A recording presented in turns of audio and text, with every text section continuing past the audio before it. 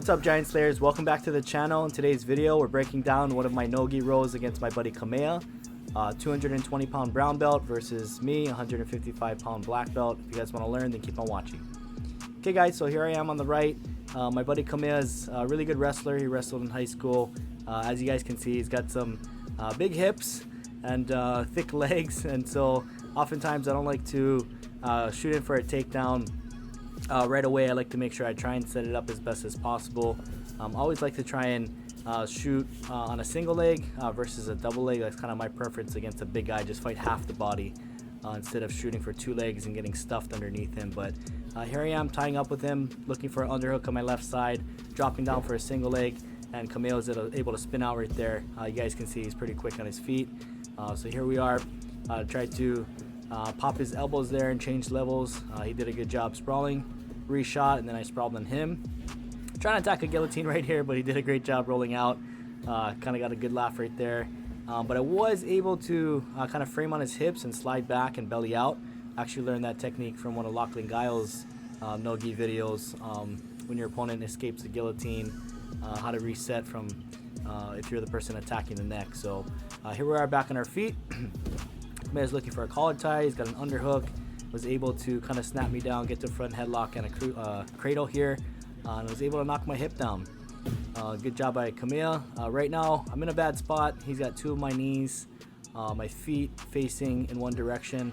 What he's going to look to do is pummel his right leg over the top, which he often likes to do, and back step pass away from my guard towards his left.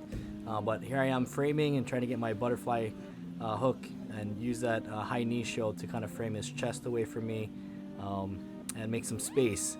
Right now he's kind of looking for a smash pass, it looked like, for a second. Trying to get my knee across the center line, wasn't quite able to do so. Kamea's a really good foot locker as well, so a lot of times got to deal with his foot lock attempts. Right there you guys can see, kind of just bullied me around a little bit, using his weight and his size to shove me back. That wasn't too fun. But here we are. He's playing a butterfly guard or sitting guard here. I often like to pass towards my left when playing him because I know that's his weak side. Most people who play guard have a weak side. That's actually my weak side of passing, but I know it's his weak side in defense too, so I tried to knee cut really hard. He was able to kind of lock me up here. I was able to get my knee line free, and my pants were sliding off, so we had to reset. Now we're doing some positional training, guys. I wanted Kamea to start off this round kind of deep on an underhook and you know, in a pin from the half guard, and I wanted to see if I could work out of this position once he's kind of deep in on me. He went for a nice back step, but as he came back over, I went for one of my favorite techniques, being the guillotine. If you guys are a smaller athlete, definitely recommend having a good guillotine in your arsenal. It's one of my favorite submissions by far that I often catch during live rolls. So yeah, work on your guys' guillotines if that's something that you don't already have a part of your arsenal. Right here, guys, you can see that yeah, Kamea is doing a good job framing my head right there, getting me onto my back. I'm looking to kind of utilize my feet and my hooks to stretch him out and get my back off the mat, look for butterfly sweeps. But you know, again, we're doing some positional training, so we're resetting here in the half guard. He's doing a good job pinning the inside of my wrist right there. He's also got his ear really tight to my head, so right now it's kind of difficult for me to look into him. He's managing to keep my head and shoulders pretty flat on the mat. So I'm continuously fighting to get to my side. I'm trying to re-pummel for an underhook on my left side there. You guys can see Kamea's doing a good job trying to pummel back and was able to get my head underneath his head, which is often the goal from butterfly guard. Okay, here we are again, resetting. Really just forcing myself to work from this position.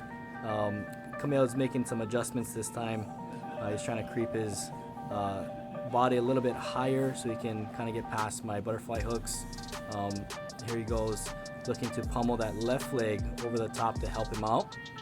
I was able to get back to kind of a full butterfly guard here, shin to shin, looking to reset his leg back down. Just try to do my best to keep his weight off of me. And here we are one more time. Kamea has, again, deep upper body control. You guys can see I'm trying to foot fight and just use my feet to not let him pummel up and over the top. He went for a nice sort of a cartwheel pass there where he looked to jump to the other side. Able to, again, get my guard back here, create a little bit of a scramble and get my hips out. A lot of times I'll do that, look for an opportunity to snap his head down and take the top position off a scramble if possible.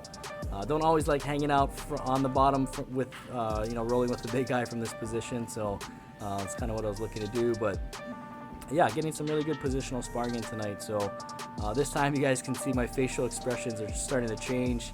He's adding some really good cross-face pressure with his left arm. And again, I'm really trying to foot fight here. Just his left leg's pummeling over. You guys can see my left leg is kind of pushing on his toes. I just don't want him to peel my left leg down to the mat and staple it and end up passing. So try to help myself out here by kind of throwing myself a lifeline. You guys can also notice my right hand is framing on his hips. I actually want Kamea's weight going over me. At this point, he's so deep. My best opportunity to kind of off balance him is get his head up and over my shoulders and get underneath him. So you guys can see I kind of have a scoop grip on my right side right there, looking to get underneath him. But again, it's easier said than done against a big guy with he's high level and he's got good base, and he's a little bit thicker in his hips. So yeah, I was just trying to do my best here. Kamea did a good job switching directions a few times there, but I was able to kind of keep him in front of me. And then here we are, and I believe this is our last positional round for today's video, guys. Again, keeping my elbows framed in. All right. If you guys are on top, you guys know if your partner is making facial expressions like that, that's a good sign of good pressure. Trying to keep my poker face as best as possible, not letting him know how bad he was pressuring me right there. But yeah, that wasn't too fun. Trying to get back to a full guard there. He's able to step right back over, kind of force me into a half. But right here I was able to get a nice deep underhook, kind of off balance him and sweep him and end up on top. But there you go, guys. That's my no-gi breakdown for today's video. Hope you guys enjoyed the video. Be sure to like, comment, and subscribe, and we'll see you in the next video.